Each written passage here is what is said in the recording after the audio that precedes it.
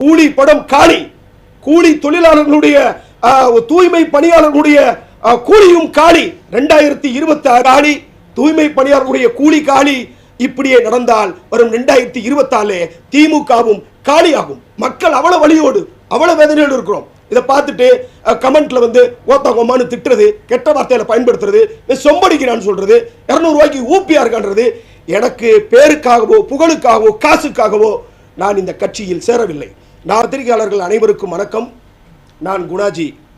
இதே சினிமா துறையில், இதே கூத்தாடி என்று அழைக்கப்படுகின்ற இந்த கலைத்துறையில் கடந்த 18 வருஷமாக நான் ஒரு கவிஞரா, ஒரு எழுத்தாளனா, ஒரு நடிகனா, ஒரு உதவி இயக்குனரா, ஒரு துணை இயக்குனரா என்னுடைய பயணம் 18 வருஷமாக தொடர்ந்துகிட்டு இருக்கு.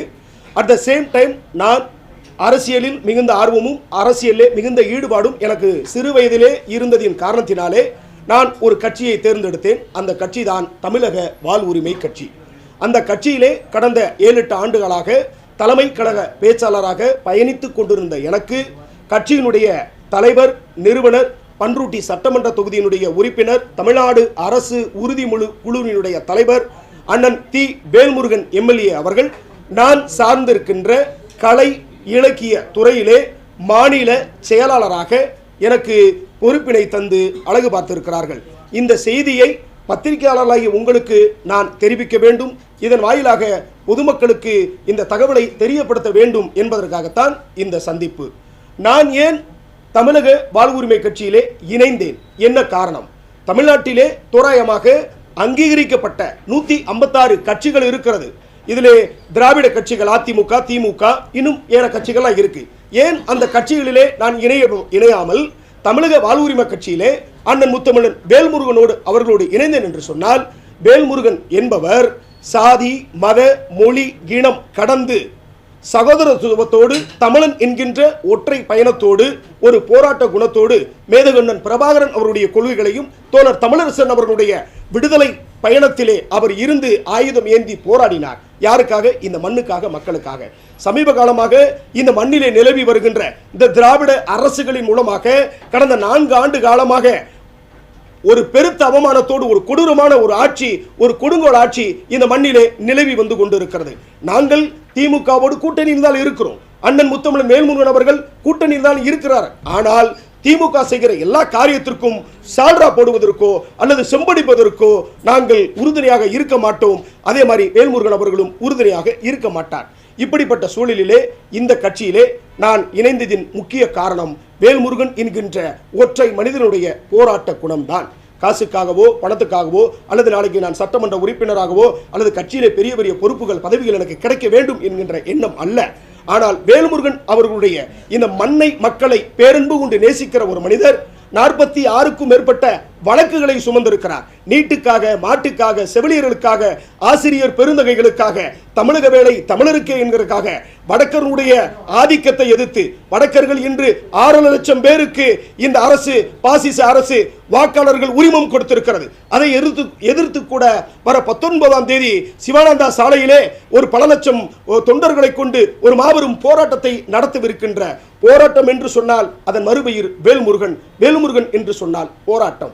ஆகவேதான் இந்த கட்சியில் என்னை இணைத்துக் கொண்டு இன்று நான் ஒரு முக்கியமான ஒரு பொறுப்பை தந்து நான் பயணித்துக் கொண்டிருக்கிறேன். அதிலும் நான் சார்ந்திருக்கின்ற சினிமா துறையை மையப்படுத்தி கலை இலக்கியத்தினுடைய மாநில செயலராக தந்திருக்கிறார்.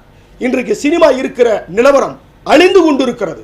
ஒரு குறிப்பிட்ட கார்ப்பரேட் கம்பெனிகள் இந்த சினிமாவை அழித்துக் கொண்டிருக்கிறார்கள். மாண்புமிகு தமிழ்நாடு முதலமைச்சர் ஐயா முத்துவேல் கருணாநிதி ஸ்டாலின் அவர்களுக்கும், மாண்புமிகு துணை முதல்வர் ஐயா உதயநிதி ஸ்டாலின் அவர்களுக்கும் நான் சார்ந்திருக்கின்ற வாழ்வுரிமை கட்சியின் சார்பாகவும் கலை இலக்கிய துறையின் சார்பாகவும் இந்த சினிமாவிலே நானும் ஒரு உறுப்பினர் என்ற முறையிலே நான் ஒரு கோரிக்கைகளை வைக்கிறேன். இன்றைய தினம் கூலி படம் 2000 தியேட்டரிலே நீங்கள் வெளியிட்டு இருக்கிறீர்கள். கடந்த மாசம் சின்ன சின்ன பட்ஜெட் படம் வெளியில வந்து படம் ஓட முடியாம போய் கிடக்கு. இத்தனை தயாரிப்பாளர்கள் கடந்த உடனே வாங்கி ஒரு பயணத்தை தயாரித்துக் கொண்டிருக்கிறார்கள். ஆனால் வெளிவர மறுக்கிறது. ஏன்? கடந்த வாரம் 1ஆம் தேதி வெளிவந்த படம் அக்யூஸ்ட், சரண்டர், இன்னும் நல்ல நல்ல படங்களுக்கெல்லாம் தியேட்டர் கிடைக்கவில்லை. நேற்றைய வெற்றி விழாவிலே, அந்த நன்றி தெரிவிக்கும் விழாவிலே கூட அக்யூஸ்ட் படத்தினுடைய தயாரிப்பாளரும் நடிகருமான ஏஎல் உதயா அவர்கள் மிகுந்த வருத்தப்பட்டார். அப்ப மோனோபோலி என்ற சிஸ்டத்திலே இந்த தமிழக அரசு, நான் தமிழக அரசுன்னு சொல்லல, குறிப்பாவே நான் சொல்றேங்க, ரெட் ஜெயின் மூவிஸ் நிறுவனம், அண்ணன் உதயநிதி வைத்திருக்கிற நிறுவனம் இப்படி சினிமாவை சுரண்டப்பட்டு கொண்டிருக்கிறது. எனக்கு உரிமை இருக்கிறது, நான் வாக்களித்திருக்கிறேன். நான் இத்தனை ஆண்டு காலமும் மத சார்பற்ற ஜனநாயக முற்போக்கு கூட்டணி என்று சொல்லுகின்ற திராவிட முன்னேற்ற கழகத்திற்கு தான் நான் வாக்களித்திருக்கிறேன். ஒரு வாக்காளனாகவும், ஒரு சினிமாவை நேசிக்கின்ற ஒரு ரசிகனாகவும், அதிலே பயணிக்கின்ற ஒரு பயனாளியாகவும் நான் சொல்லுகின்றேன். நீங்கள் ஒரு பெரிய நடிகர்கள் படம் வெளியே வருவது என்று சொன்னால், ஒரு தீபாவளி, ஒரு பொங்கல், ஒரு கிறிஸ்துமஸ், ஒரு ரம்ஜான், அது போன்ற நாட்களில் நீங்கள் வெளிவிடுங்கள். ஏன் இந்த இந்த இந்த இந்த தகவலை நான் பரிமாறிக்கொள்கிறேன் சொன்னால், இதை பார்க்கின்ற தயாரிப்பாளர்கள் சங்கமும், இயக்குனர் சங்கமும் அல்லது பெப்சி சங்கமும் இதை நீங்கள் முன்னெடுக்க வேண்டும். இன்றைக்கு ஒரு 200 ரூபாய், 1000 ரூபாய், 4000 ரூபாய்க்கு டிக்கெட்டை கொடுத்து இந்த கூலி படத்தை 2000 தியேட்டர்களில் நீங்கள் வெளியிட்டீர்கள். ஆனால் தூய்மை பணியாளர்கள் கடந்த 13 நாட்களாக மோத்தரம், அசுத்தம், நாம் போடுகின்ற குப்பைகளை அள்ளி சுமந்து கொண்டிருக்கின்ற அந்த தாய்மார்கள் இரவு பகல் பார்க்காமல் 13 நாட்கள் ரிப்பன் பில்டி மாளிகையின் அருகிலே அவர்கள் அறவழியிலே உண்ணாவிரத போராட்டத்தை நடத்தினார்கள். ஆனால் இந்த அரசு இத்தனை நாள் மௌனம் காத்துவிட்டு, கூலி படம் நாளைக்கு வெளியே வர போகிறது, முதல் நாள் இரவு 12 மணி 1 மணிக்கு நீங்கள் அடித்து காவல்துறையினரை வைத்து அவர்களை அப்புறப்படுத்தி அவர்களை அழுக வைத்திருக்கிறீர்கள். இந்த அரசு நீங்கள் இப்படி செய்கிற பொழுது அந்த மக்களுடைய வழி, அதற்கு யார் பதில் சொல்லுவா? அவர்களுடைய ஓட்டை மட்டும் நீங்கள் பெற்றுக் கொண்டீர்களே ஐயா மு.க. ஸ்டாலின் அவர்களே. நீங்கள் எதிர்க்கட்சியாக இருக்கும் பொழுது நீங்கள் என்ன சொன்னீர்கள்? தூய்மை பணியாளர்களுக்கு நாங்கள் ஆதரவாக இருப்போம், உங்கள் கோரிக்கைகளை நாங்கள் நிறைவேற்றி தருவோம் என்று நீங்கள் வாக்கு கொடுத்த ஐயா முதல்வர் அவர்கள் ஏன் அந்த வாக்கை நீங்கள் நிறைவேற்றவில்லை? உங்களுடைய தேர்தல் அறிக்கையிலே 285 நீங்கள் என்ன உத்தரவாதம் கொடுத்தீர்கள்? உங்களுக்கு 13,000 15,000 சம்பளத்தை நாங்கள் 23,000 ரூபாய் வரை உயர்த்தி தருகிறோம் என்று சொன்னீர்கள். தற்காலிகமாக வேலை வாய்த்து கொண்டிருப்பவர்களுக்கு நிரந்தரமாக ஒரு வேலை வாய்ப்பை உறுதி செய்வோம் என்று சொன்னீர்கள். இப்படி பொய்யான வாக்குறுதிகளை குறித்துவிட்டு அவர்கள் தனது குடும்பம், குட்டி, மனைவி, பிள்ளைகளை விட்டுட்டு எல்லாம் விதவை பெண்கள், அன்றாடம் காட்சிகள், ஒரு பெண்களுடைய பர்சனல் இஷ்யூஸ் என்று சொன்ன உடல் உபாதைகள், ஒரு 2 பாத் எங்க போவாங்க? ரிப்பன் பில்டிங்கில் இருக்கக்கூடிய அந்த ரெஸ்ட் ரூம் எல்லாம் நீங்க லாக் பண்ணி வச்சுட்டீங்க. ஒரு பெண்களுக்காக அந்த 3 நாட்கள் என்று சொல்கின்ற அந்த பீரியட் ஸ்டைலையும் கூட அவங்க அந்த வழியை சுமந்து கொண்டு அந்த தாய்மார்கள் அங்கு அறவழியிலே நமக்கு ஒரு நீதி கிடைத்து விடாதா என்று போராடினார்கள். அவர்களை இந்த ஏவல் துறை என்று சொன்ன காவல்துறை அயோக்கியர்களை வைத்து அடித்து துவைத்து தும்சம் பண்ணது இந்த திமுக அரசு. இந்த திமுக அரசு ஐயா முத்துவேல் ஐயா அவர்களை நான் ஒரு அன்பான வேண்டுகோளை வைக்கிறேன். உங்களை நம்புகின்ற இந்த 8 கோடி மக்களும் உங்களை நம்புகின்றோம். உங்களை நீங்கள் வந்தால் ஒரு சமூக நீதி ஆட்சி கிடைக்கும், ஒரு நல்ல ஆட்சி கிடைக்கும் என்று சொல்லிதான் நாங்கள் ஓட்டு போட்டு தேர்ந்தெடுத்தோம். அதே போல கடந்த ஆட்சியிலே அதிமுக பாஜகவோட கூட்டணியாக இருந்தது. இவர்களுக்கு ஓட்டு போட்டால் பிஜேபி உள்ள வரும், இந்த தமிழ்நாடு வடநாடாக மாறிவிடும், தமிழ்நாடு ஈழம் போல் மாறிவிடும் என்று மனதிலே வைத்துக் கொண்டு ஒரு நல்ல ஆட்சி ஐயா முத்துவேல் கருணாநிதி அவர்கள் தருவார், ஐயா உதயநிதி அவர்கள் தருவார் அப்படின்னு சொல்லி நம்பிக்கையாக வாக்களித்த மக்களுக்கு நீங்கள் தந்த பரிசு கண்ணீர், கண்ணீர், வலி, வேதனை. இன்று கூலி படத்துக்கு நீங்கள் முக்கியத்துவம் தருகிறீர்கள். காவல்துறைகளை வைத்து அடக்குமுறை, ஒடுக்குமுறைக்கு ஆளாக்கிறது. இந்த 4 ஆண்டு காலமாக சென்னை அண்ணா யூனிவர்சிட்டி அந்த பொண்ணுக்கு இன்னும் நீதி கிடைக்கவில்லை. யார் இந்த சார் இன்னும் கேள்விக்குறியாக இருக்கிறது. வேங்க வெயிலே குடிக்கிற தண்ணியிலே ஒடுக்கப்பட்ட மக்கள் குடிக்கிற அந்த வாழ்வியல் பிரச்சனையிலே நாம் கேவலம் என்று சொல்லுகின்ற பீயை கலந்தார்கள். அவர்களுக்கு இன்னும் நீதி கிடைக்கவில்லை. இப்போ ஒரு வாரத்துக்கு முன்பதாக திருநெல்வேலியிலே கவின் என்கின்ற ஒரு தலித் பையன் ஒரு சுபாஷினி என்கின்ற பெண்ணை காதல் செய்து கொண்டிருக்கிறார். அதை பொறுத்துக் கொள்ள முடியாத அவன் தம்பி சுர்ஜித் என்பவன் அறுவாளை எடுத்து வெட்டி ஆணவ கொலை செய்திருக்கிறான். அவன் இந்த குடும்பத்திற்கு என்ன நீதி கிடைத்தது? ஏன் நீதி கிடைக்கல?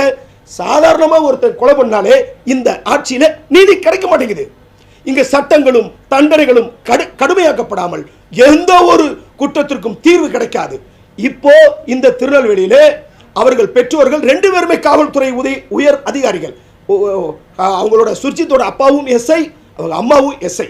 அப்ப இப்படி ஒரு கொலையை செஞ்சிருக்கான். அவனுக்கு இன்னும் நீதி கிடைக்கல. அவங்க அப்பாவை கைது பண்ற மாதிரி கைது பண்ணி உள்ள வச்சிருக்கீங்க. அவங்க அம்மாவை நீங்க அரெஸ்ட் பண்ணல. இது சுத்தமாக 100% ஆணவ படுகொலை. ஆனால் தமிழ்நாட்டில் இப்படி நடந்துகிட்டு இருக்கிற இந்த மாதிரியான அநீதிகளுக்கு எதிராக இந்த அரசு எந்த விதமான நீதியும் தருவதில்லை. நாங்கள் இந்த அரசை நம்பினோம்.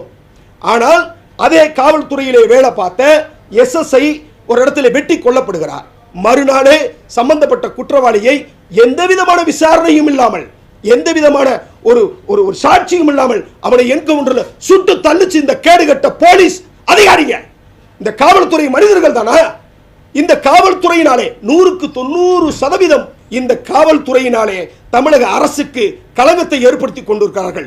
இந்த நாடு சாதி பிரச்சனையாலும் ஆணவ பிரச்சனைகளாலும் இந்த காவல்துறையினர்கள் மட்டுமே அவமானப்படுத்தப்படுகிறது. எந்த ஒரு பிழை நடந்தாலும் அதற்கு காவல்துறை தான் காரணம். இதனால் தமிழக அரசுக்கு அவமானம், ஒட்டுமொத்த இந்த அமைச்சர்களுக்கெல்லாம் தலைமையாக இருக்கக்கூடிய ஐயா ஸ்டாலின் அவர்களுக்கு கெட்ட பேர். இப்படியே இன்னும் நிறைய பிரச்சனைகளை நான் பேச வேண்டும் என்று நினைக்கிறேன். ஒவ்வொரு தருணத்திலே எல்லோரும் பேசிக்கொண்டுதான் இருக்கிறோம். இந்த 4 ஆண்டுகளிலே எல்லா வகையிலும் நீதிகள் மறுக்கப்படுகிறது. கல்விக்கு பிரச்சனை, மருத்துவத்துக்கு பிரச்சனை, ஆசிரியர்களுக்கு பிரச்சனை, செவிலியர்களுக்கு பிரச்சனை. வடநாட்டுக்கார 80 லட்சம் பேர் உள்ள வந்துட்டான், படிச்சுட்டு எம்எஸ்சி எம்எட் எம்பிஎல் முடிச்சுட்டு வேலை இல்லாம ஹோட்டல்ல இலை எடுத்துக்கிட்டு வேற வேற வேலைக்கு சுவிக்கு வேலைக்கு போயிட்டு இருக்கான். ஆனால் வடநாட்டுக்காரங்களுக்கு முக்கியத்துவம் கொடுக்கிற அந்த கேடுகட்ட அரசாங்கம் தமிழ்லே படிச்சு தமிழ்ல வளர்ந்து தமிழ்லே வாழ்ந்துகிட்டு இருக்க தமிழன் என்ற ரத்தத்தோடு ஓடிக்கிட்டு இங்கு அரசு வேலை மறுக்கப்படுகிறது. அதனால்தான் முத்தமிழன் வேல்முருகன் அவர்கள் தமிழக வேலை தமிழருக்கே என்று சொன்னார். இதை சம்பந்தமாக கூட 19ஆம் தேதி ஒரு பெரிய ஆர்ப்பாட்டத்தை வைத்திருக்கிறோம். எனவே மாண்புமிகு ஐயா ஸ்டாலின் அவர்களே, நாங்கள் இன்னும் உங்களை நம்புகிறோம். ஒரு கொஞ்சம் ஈரம் இருக்கிறது. நீங்கள் எங்களுக்கு மீண்டும் நல்லாட்சியை தருவீர்கள் என்று நம்பிக்கொண்டுதான் இருக்கிறோம். கூட்டணியிலே இருக்கிறோம் என்பதற்காக திராவிட முன்னேற்ற கழக அரசு தவறு செய்தால் தட்டி கேட்போம், சரி செய்தால் தட்டி கொடுப்போம். அதுதான் வேல்முருகனுடைய பாடி. இப்படியே இந்த 4 ஆண்டு காலத்தை கடத்தி விட்டீர்கள். இன்னும் 8 மாதத்தில் சட்டமன்ற தேர்தல் வரப்போகிறது. தொடர்ச்சியாக எது ஒன்றுக்கும் நீதி கிடைக்காமல் இந்த மக்கள் வஞ்சிக்கப்பட்டு கொண்டே இருந்தார்கள் என்று சொன்னால், கூலி படம் காலி, கூலி தொழிலாளர்களுடைய தூய்மை பணியாளர்களுடைய கூலியும் காலி, 2026 காலி, தூய்மை பணியாளர்களுடைய கூலி காலி. இப்படியே நடந்தால் வரும் 2024 திமுகவும் காலியாகும். மக்கள் அவ்வளவு வலியோடு அவ்வளவு வேதனையோடு இருக்கிறோம். இதை பார்த்துட்டு கமெண்ட்ல வந்து ஓத்தாங்கம்மான்னு திட்டுறது, கெட்ட வார்த்தையில பயன்படுத்துறது, சொம்படிக்கிறான்னு சொல்றது, 200 ரூபாய்க்கு ஊப்பியா இருக்கான்றது, எனக்கு பேருக்காகவோ புகழுக்காகவோ காசுக்காகவோ நான் இந்த கட்சியில் சேரவில்லை. நான் வேல்முருகன் ஒரு ஒற்றை சொல் பிரபாகரனுடைய அன்பு தம்பியோடு நான் இணைந்திருக்கிறேன். எனவே இதை கருத்தில் கொண்டு மாண்புமிகு தமிழ்நாடு முதல்வர் அவர்கள் இந்த ஆட்சியை நீங்கள் இன்னும் நல்லபடியாக கொண்டு செல்லுங்கள். தப்பு எங்க நடந்தாலும், எந்த ஒரு உயர் பதவியில் இருந்தாலும். சரியான கேள்வி. தமிழகத்தில் நடக்கிற எந்த ஒரு போராட்டமாக இருந்தாலும் முதலிலே ஆதரவு கொடுக்கிறது அறிக்கையின் வாயிலாக அல்லது பத்திரிகையாளர்களின் சந்திப்பின் வாயிலாக முதல் குரலை எழுப்பியது அண்ணன் வேல்முருகன். ஆனால் அங்கு நாங்கள் செல்லவில்லை. உட்கட்சி தேர்தல் பொறுப்புகளை நிறைய கொடுத்து கொண்டிருக்கிறார். வரும் தேர்தலை நாங்கள் வந்து நெருங்கவிருப்பதால் மக்கள் பணி முக்கியம்தான். மக்கள் பணிதான் முக்கியம். நியாயமான கேள்வி. சந்தித்திருக்கிறோம், எழுத்துக்களை கொடுத்திருக்கிறோம். அண்ணன் வந்து சுற்றுப்பயணத்தில் முடித்துவிட்டு தூய்மை பணியாளர்கள் நேரடியாக சந்தித்து அவர்கள் குறையில் கேட்பார். நான் தான் சொல்லியிருக்கிறேன்ல, திமுக தவறு செய்தால் தட்டி கேட்கிறது முதல் வேல்முருகன். 233 எம்எல்ஏக்கும் முன்னுதாரணமாக தேர்வு வருவதுதான் அண்ணன் வேல்முருகன். அதில் எந்த விதமான மாற்று கருத்தும் இல்லை. தோழர் எழுப்பிய கேள்விக்கு நிச்சயமாக அண்ணன் அவர்கள் சந்தித்து நேரில் போய் சந்தித்துட்டு ஒரு போட்டோ எடுத்துட்டு ஒரு பத்திரிகையாளரை சந்தித்து ஒரு புகைப்படம் எடுத்துக்கொண்டு அதில் விளம்பரம் தேடுபவர் வேல்முருகன் அல்ல. நிச்சயமாக சட்டமன்றத்திலே வரும் சட்டமன்றத்திலே கூட்டத்தொடரிலே வேல்முருகன் அவர்கள் துப்புரவு பணியாளருக்காக குரலை எழுப்பி ஒரு தீர்மானத்தை கொண்டு வருவார். எழுதி வைத்துக் கொள்ளுங்கள். இந்த நிமிஷம் வரை திராவிட முன்னேற்ற கழகத்தோடு கூட்டணி தான் இருக்கிறோம். ஆனால் தொடர்ச்சியாக இப்படி அநியாயங்களும் அக்கிரமங்களையும் இந்த அரசும் அதிகார துஷ்பிரயோகம் செய்கின்ற அதிகாரிகளும் செய்து கொண்டே வந்திருந்தால் தலைவர் முடிவு எடுப்பார். மாறினாலும் மாறலாம், அதற்கு வாய்ப்பு இல்லை. ஆனால் இந்த நிமிஷம் வரை இன்னும் 8 மாதம் எதுக்கு குரல் கொடுக்கல, எதுக்கு எதிர்ப்பு தெரிவிக்கல நீங்க சொல்லுங்க.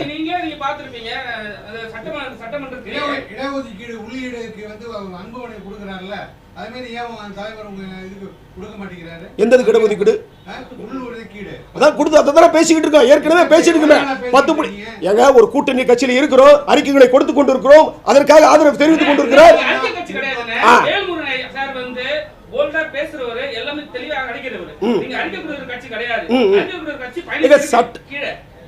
அறிக்கை கொடுக்கிற கட்சி இல்ல. ஆனால் சட்டமன்றத்தில் உங்களுக்கு அனைத்து ஆவணங்களும் இதுக்கு மேல என்ன செய்ய முடியும்? சட்டமன்றத்தில் வேல்முருகன் எவ்வளவு போராடி அதேங்க இப்படி சொல்லுங்க. தலைமை அங்க இருக்கு, எங்க கூட்டணியோட இருக்கிற இடத்துல நீங்க உரிமையோட நியாயமான உரிமையை கேட்டு வாங்கி தருவோம். இந்த 8 மாத காலத்திற்குள் கேட்டு முடிவெடுப்போம். அப்படி இல்லை சொன்னால் இந்த கூட்டணியில் இருக்கிறோமா இல்லையா என்பதை நீங்கள் பொறுத்திருந்து பாருங்கள். நிச்சயமாக தனித்து போட்டியிடுவதற்கு வாய்ப்பு கிடையாது. தனித்து போடும்போது இங்க வந்து இத்தனை கட்சிகள் இருக்கும்போது திராவிட கட்சிகளை எதிர்த்து ஒரு தனியாக ஒரு கட்சி வந்து ஒரு தனிச்சு நின்று அது தோல்வியை தழுவுறது ஒரு கட்சியினுடைய 14 வர பயணம் வீணாகிவிடும்.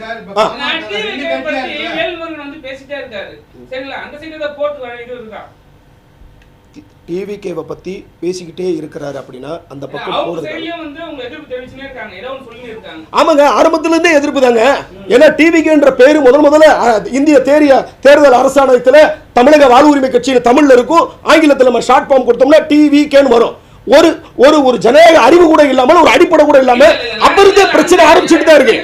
நீங்க தமிழ்ல தான் போட்டுருந்தீங்க. ஆமா, இப்ப அவங்க டிவிகே தமிழ் இங்கிலீஷ்ல வெச்சவங்க நீங்க அது எங்கன்னு சொல்லுங்க. அட நீங்க என்னங்க இதெல்லாம் அப்படி இல்லங்க. தமிழக வாழ்வுரிமை கட்சினா ஷார்ட் ஃபார்ம்ல எப்படி வரும்? இப்ப அது எப்படி மென்ஷன் பண்ணுவாங்க? நீங்க டிவிக்கு தானங்க நம்ம போடுவோம். இப்ப அனைத்து இந்திய அண்ணா திராவிட முன்னேற்ற கழகம்னா ஏடிஎம்கேன்னு போடுறோம். இப்ப பாமகனா நம்ம பிஎம்கேன்னு போடுறோம். அப்ப ஷார்ட் ஃபார்ம் வந்து தமிழக வெற்றி கழகம்னு வரும்போது நம்ம இங்கிலீஷ்ல என்ன பண்ணுவோம்? டிவிகேன்னு தான் வருது. ஆமா, டிவிகே தான் போடுறோம். டிவிகே தொண்டர்கள் டிவிகே பேர் தான் போறாங்க. நான் கூட டிவிகே குணாச்சி தான் போட்டுக்கிட்டு இருக்கேன். நான் 8 வருஷத்துக்கு முன்னாடி இருந்து கட்சியில இருக்கேன். இப்ப விஜய் எப்ப கட்சி ஆரம்பிச்சாரு? 8 வருஷத்துக்கு நான் என்று கட்சியில இணைஞ்சேன்னா அன்னில இருந்து போய் டிவிகே குணாச்சி. ஆமா, கம்பம் குணாச்சின்னு சொல்லிட்டு இருந்தோம். கட்சிக்குள்ள வந்த பொழுது கட்சி பதிவுகளை நான் போடுகிற பொழுது டிவிகே குணாச்சின்னு போடுவேன். சொல்லுங்க தோழர்.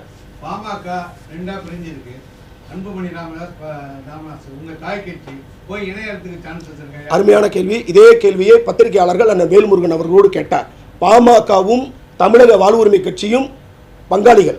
நாங்கள் வந்து ஏதோ ஒரு சூழலிலே அண்ணன் வெளியே வந்திருக்கிறார். நிச்சயமாக அவர்களோடு சேரலாம், சேருவதற்கு வாய்ப்பு அநேகமாக இருக்கிறது. ஏன் பாமகவும் தமிழக வாழ்வுரிமை கட்சி வேலுமணி சேரக்கூடாது நம்ம ஒரு விதி இருக்கா? சேரலாம், அதுல எந்த மாற்றமும் இல்லை. அதை நான் முடிவெடுக்க முடியாது. இல்ல இல்ல இந்த கேள்வி இல்ல சகோதரரே, இந்த மாதிரி கேள்வி வந்து தலைவர் தான் முடிவு எடுக்கணும். ஏன்னா நீங்க கேட்கறது இல்ல அதாவது எனக்கு வந்து ஒரு கலை இலக்கியத்துறையினுடைய மாநில செயலாளரா போஸ்டிங் கொடுத்திருக்காங்க. எனக்குன்னு ஒரு எல்லை இருக்கும். அதுக்குள்ளதான் நான் வந்து கருத்துக்களை பதிவு பண்ண முடியும்.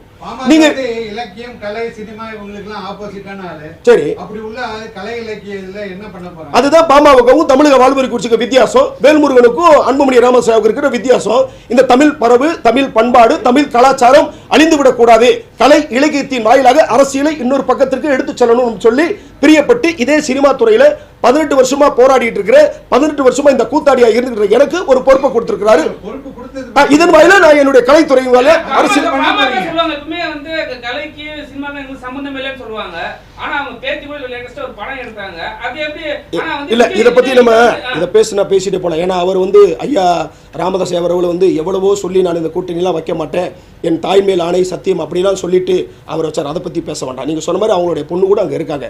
என்னுடைய தலைவர் இந்த கலையை நேசிக்கக்கூடியவர். இப்ப கிங்டம்னு ஒரு படம் ஈழத்தமிழர்களை கொச்சப்படுத்திருக்காங்க. தியேட்டர் அடிச்சு உடைச்சு நிறுத்தணும். தமிழுடைய கலாச்சாரம், தமிழுடைய மரபை கொச்சப்படுத்துகிற எந்த இயக்குனராக இருக்கட்டும், எந்த தயாரிப்பாளரோட படமா இருக்கட்டும், அதுக்கு எங்களுக்கு தெரிஞ்சிச்சுன்னா அது நிச்சயமாக அந்த படத்தை நாங்கள் எதிர்ப்போம். அவர் வந்து சினிமா மட்டும் எதிர்க்கல, விஜய் டிவி, நீயா நானா, மாநாட மயிலாட கலைஞர் காலத்தில் அவர் எதிர்த்திருக்கிறார். நிச்சயமாக இந்த சினிமா மூலமாக கலை இலக்கியம் பண்பாடு கலாச்சாரம் சீரழிகிற மாதிரி எங்கெல்லாம் இருக்கிறோம் அங்கெல்லாம் தமிழக வாழ்வுரிமை கட்சி இருக்கும். அதன் பொறுப்பாக இருக்கக்கூடிய செயலராக இருக்கக்கூடிய நானும் வந்து இந்த தமிழ் கலாச்சாரத்துக்கும் தமிழ் தயாரிப்பாளர்களுக்கும் இயக்குநருக்கும் தொழில்நுட்ப கலைகளுக்கும் என்னெல்லாம் நல்ல உபகரணங்களை காரியங்களை செய்ய முடியுமோ நிச்சயமாக நாங்கள் தமிழக வாழ்வுரிமை கட்சியும் அண்ணன் வேலுமுருகன் உடன் இருப்பார். குரல் கொடுக்கல. இப்பதான் அவர் கேள்வி கேட்டுட்டாரு, அதுக்கு நான் பதில் சொல்லிட்டேன். முதல் அறிக்கை அண்ணன் வேலுமுருகன், அதாவது ஐயா இல்ல கேட்டுட்டீங்க, அது பதில் சொல்றேன். தூய்மை பணியாளருக்கு முதல்ல அறிக்கை கொடுத்தவர் அண்ணன் வேலுமுருகன். ஆனா எல்லாரும் என்ன சொல்றாங்கன்னா, ஏன் வேல்முருகன் களத்துக்கு போகல அப்படின்றாங்க. இப்ப சொல்றேன், களத்துக்கு போய் இப்ப நடிகை கஸ்தூரி சிம்மையை போய் நின்று ஒரு போட்டோ எடுத்துட்டு வந்துடுறாங்க. அது ஒரு இஷ்யூ ஆகுது. ஆனா வேலுமுருகனுடைய கோட்பாடு அடிக்கடினா என்னன்னா, நல்லதுன்னா தட்டி கொடுப்பாரு, கெட்டதுன்னா தட்டி கேட்பாரு. சட்டமன்றம் இருக்குங்க. அதிமுக ஆட்சி நடந்திருந்தா அண்ணன் வேலுமுருகன் போயிட்டு அடிக்கடி பண்ணிருப்பாரு. இதே திமுக இருக்குனால அவர் அமைதியா போறாரு. கரெக்ட்டுங்களா? திமுகவுக்கு அடங்கி போகிற அவசியம் வேலுமுருகனுக்கு கிடையவே கிடையாதுங்க. ஏன்னா திமுகவுல எதிர்த்துட்டா இப்ப ஸ்டாலினை எதிர்த்து பேசுற எதிர்த்து தான் பேசுவோம். ஏங்க நீங்க மத்த கட்சி தலைவரை அப்படி பத்தி பேசுங்க, பயந்து போற ஆளுங்க. வேல்முருகன் அப்படி பயந்து போக வேண்டிய அவசியம் இல்லை. எதுக்கு பயந்து போகணும்? என்ன வர சட்டமன்ற தேர்தல் 5 சீட்டு கொடுக்காம போயிடுவாரா ஸ்டாலின் ஐயா? கொடுக்காட்டினா போட்டு யாருக்கு நட்டம்? திமுகவுக்கு தான் நட்டம். திருமாவளவனும் வேல்முருகனும் திமுக கூட்டணி இல்லைன்னா திமுக 2026 காலிங்க, எழுதி வச்சுக்கோங்க. நான் சொல்லல எங்க நான் காலி பண்றதோ காலி பண்ணலையோ மக்கள் காலி பண்ணுவாங்க. நான் ஒரு ஓட்டை வச்சு என்னங்க செய்ய முடியும்? இத்தனை வருஷமா போட்டோம் தலைவருக்கு போட்டுங்க. நல்லது செஞ்சால் என் தலைவன் பாராட்டி கொடுப்பார், தவறு செய்தால் தட்டி கேட்பார். அது கூட்டணி இருக்க திமுக வச்சுதான் அது தலைவர் முடிவு எடுப்பாரு. அவர் விலகுறாரு விலகல, அது அவருடைய முடிவு. நான் என்னுடைய பதிவுகளை செய்யறேன். நீங்க கேட்கிற கேள்விக்கு நான் பதில் சொல்றேன்.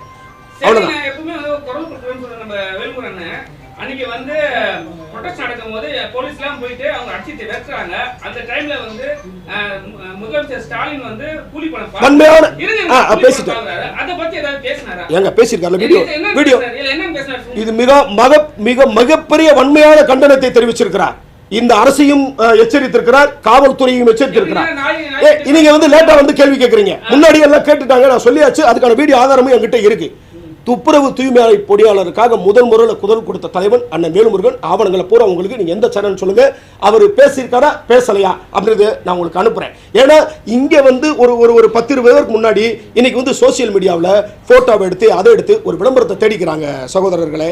ஆனா இங்க வந்து அதிகாரம் மிக வலிமையானது. அந்த அதிகாரத்தின் மூலமா இந்த துப்புரவு தூய்மையாளர்களுக்கு நிச்சயமாக அவர்கள் வைத்த கோரிக்கை நிரந்தர பணியாளராக ஆக்கி கொடுப்பார் அண்ணன் வேல்முருகன். அதுல எந்த விதமான மாற்று கருத்தும் இல்லை. ஒருவேளை வேல்முருகனுடைய பேச்சை இந்த திமுக அரசு, ஸ்டாலின் அரசு அல்லது உதயநிதி அரசு கேட்கவில்லை என்று சொன்னால் இந்த கட்சிகள் தொடர்ந்து கூட்டணியில் இருப்போமா மாட்டோமா என்பதை கூட அண்ணன் வேல்முருகன் அவர்கள் நிச்சயமாக முடிவெடுப்பார். இவர் ஓட்டுக்கானவர் அல்ல வேல்முருகன், இந்த நாட்டுக்கானவர், இந்த மண்ணுக்கானவர், இந்த மக்களுக்கானவர். வாழ் உரிமை எங்கெல்லாம் பறிக்கப்படுதோ சாதி மத மொழி இனம் கடந்து அனைத்து மக்களையும் ஒரே பார்வையில் பார்க்கின்ற ஒப்பற்ற மாசற்ற தலைவர் அண்ணன் வேல்முருகன் அவர்கள். மறுக்க முடியாத உண்மை. நிச்சயமாக அவர் எப்போதும் மக்களுக்கானவர், மக்களோடு தான் இருப்பார். நன்றி, வணக்கம்.